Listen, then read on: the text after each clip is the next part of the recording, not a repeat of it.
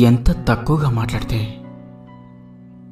అంత విలువ, ఎంత దూరంగా ఉంటే అంత గౌరవం, ఎంత తక్కువగా ప్రేమిస్తే అంత మనశ్శాంతి, ఎంత హద్దుల్లో ఉంటే అంత మర్యాద, ఎంత నిగ్రహంగా ఉంటే అంత అగ్రస్థానం, ఎంత తక్కువగా ఆశిస్తే అంత ప్రశాంతత కదంటారా?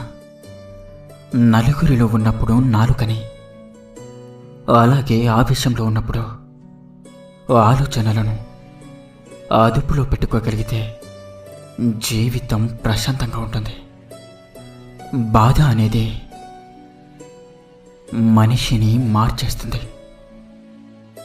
కొందరిని మౌనంగా, మరికొందరిని కఠినంగా.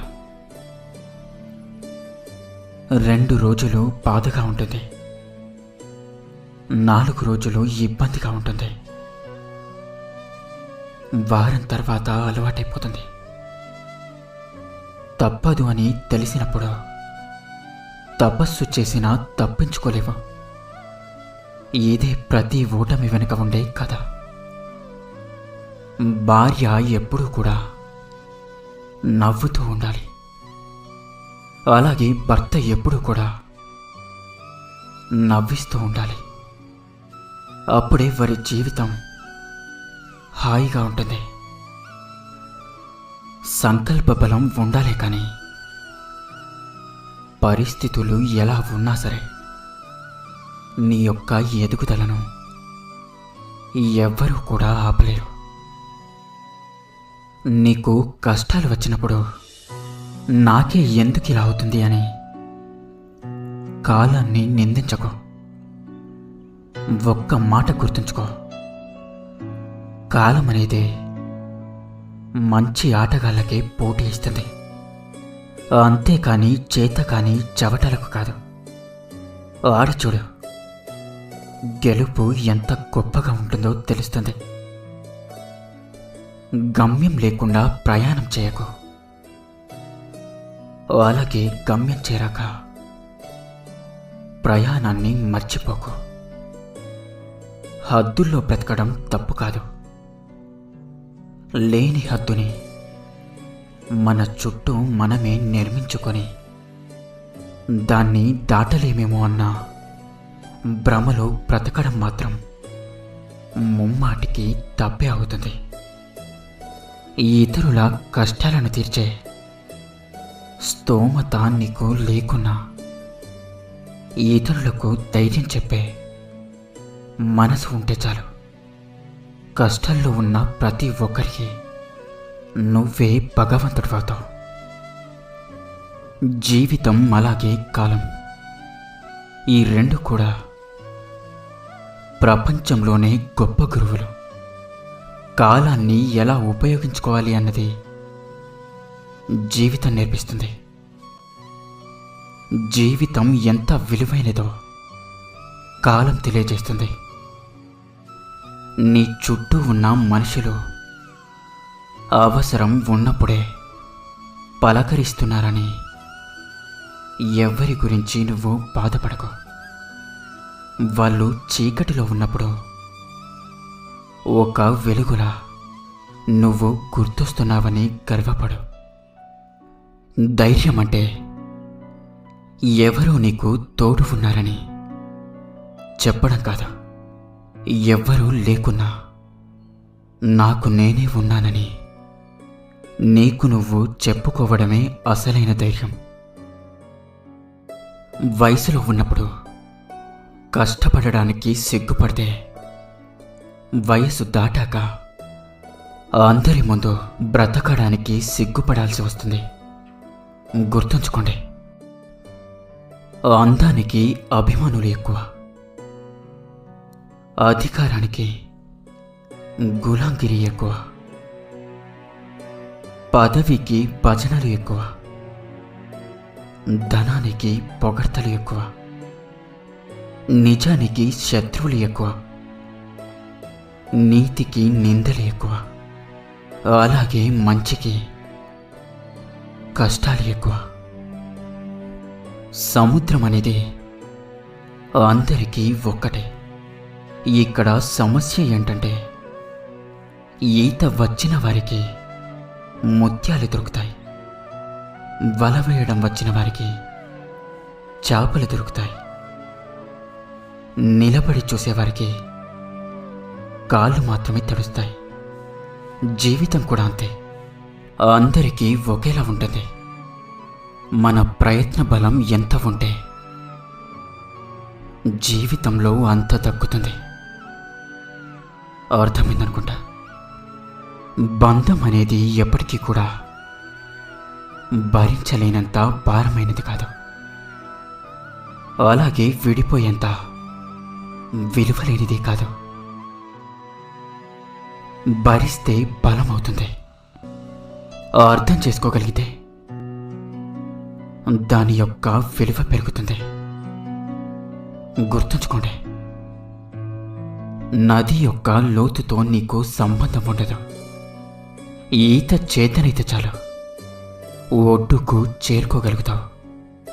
అలాగే నీ యొక్క లక్ష్యం ఎంత పెద్దదైనా కావచ్చు, నిరంతర సాధన చేస్తే తప్పకుండా గెలిచి తీరుతావు.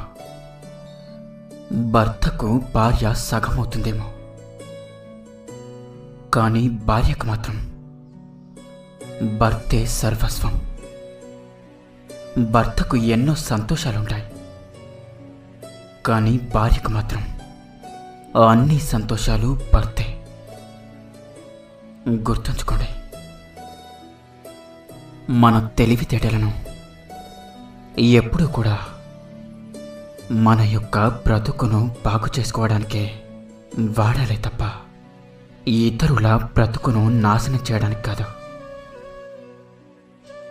లక్షలు ఉన్న వాళ్ళ కోసం కాదు, లక్షణాలు ఉన్న వాళ్ళ వెంట పడండి. లక్షలు పోతే సంపాదించుకోవచ్చు, కానీ లక్షణాలు ఉన్న వాళ్ళను కోల్పోతే తిరిగి సంపాదించుకోవడం చాలా కష్టం. జీవితంలో అనుకోకుండా పరిచయమైన వాళ్ళతో విడదీయలేని బంధం ఏర్పడుతుంది. ఆ బంధం ఎలా ఉంటుంది అంటే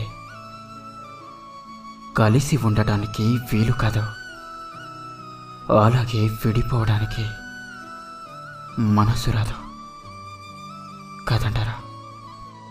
చివరి వరకు పోరాడగలను అనే నమ్మకం ఉంటేనే ఎలాంటి పరిస్థితుల మధ్య అయినా విజయాన్ని సాధించగలుగుతావు.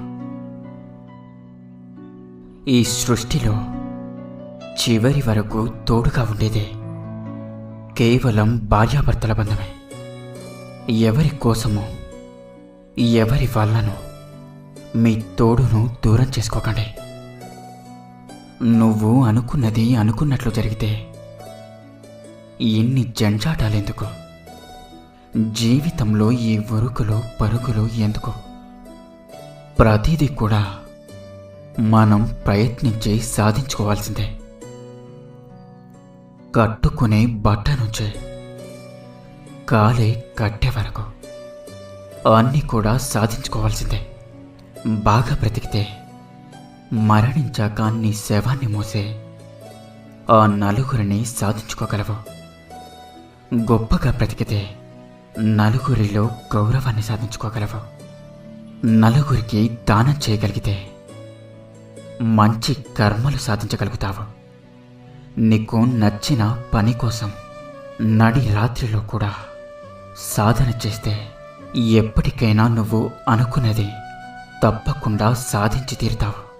సాధన మొదలుపెట్టావు, అది నీకు అన్నీ సాధించి పెడుతుంది. నిన్ను నువ్వు నిరూపించుకోవడానికి ఉన్న ఒకే ఒక మార్గం నీ ఎదుగుదల. అది లేకుండా నువ్వు ఎంత గొంతు చించుకున్నా ఇక్కడ ఎవరు కూడా పట్టించుకోరు. నువ్వు విసిరే సవాళ్ళు నీ యొక్క గొప్పని చాటి చెబుతాయి అనుకోవడం నీ అమాయకత్వమే. నీ నిశ్శబ్దమే నీ విలువను పెంచుతుంది. నీ మీద ఉన్న అంచనాలను రెట్టింపు చేస్తుంది. గొంతు చించుకున్నంత మాత్రాన గౌరవం దక్కదు. అలాగే నీ హోదా పెరగదు, ఎదగాలి. నిన్ను అప్పటి వరకు చూసినవారు ఆశ్చర్యపడేలా ఎదగాలి. అప్పుడు ఆ సమయంలో పుడుతుంది అసలైన శబ్దం. అదే నీ యొక్క విజయ నినాదం. గుర్తుంచుకోండి, ఏది ఏమైతేనేం ముందడుగు మాత్రం తప్పదు కదా.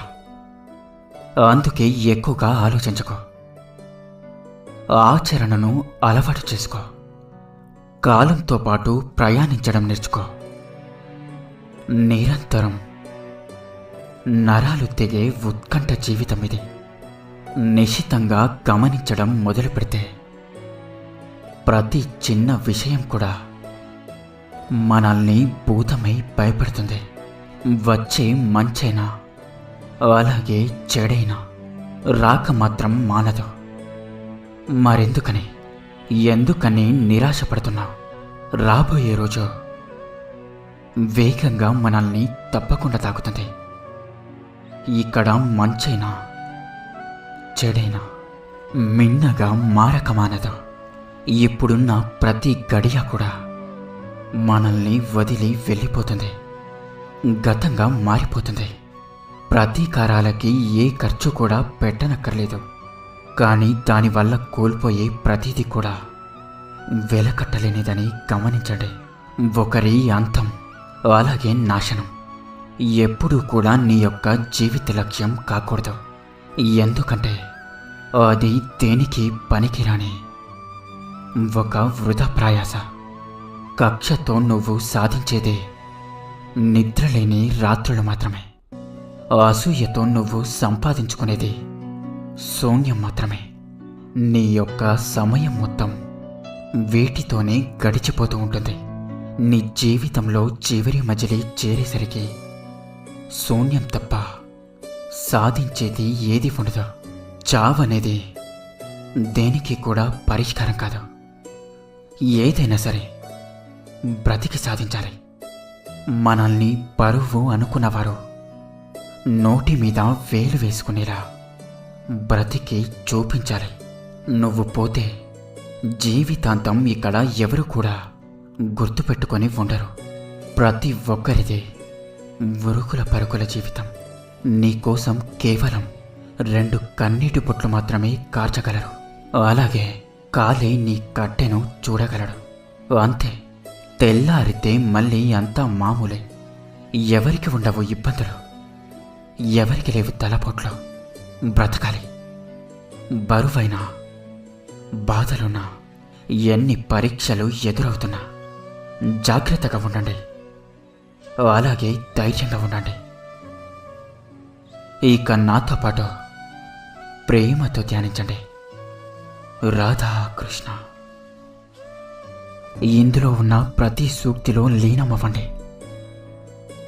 ప్రతి పదాన్ని అర్థం చేసుకోండి. అలాగే ప్రతి అర్థాన్ని జీర్ణం చేసుకోండి. మీ జీవితంలో కొత్త మార్పుని చేర్చుకోండి. పాత గాయాలను మాన్పుకోండి.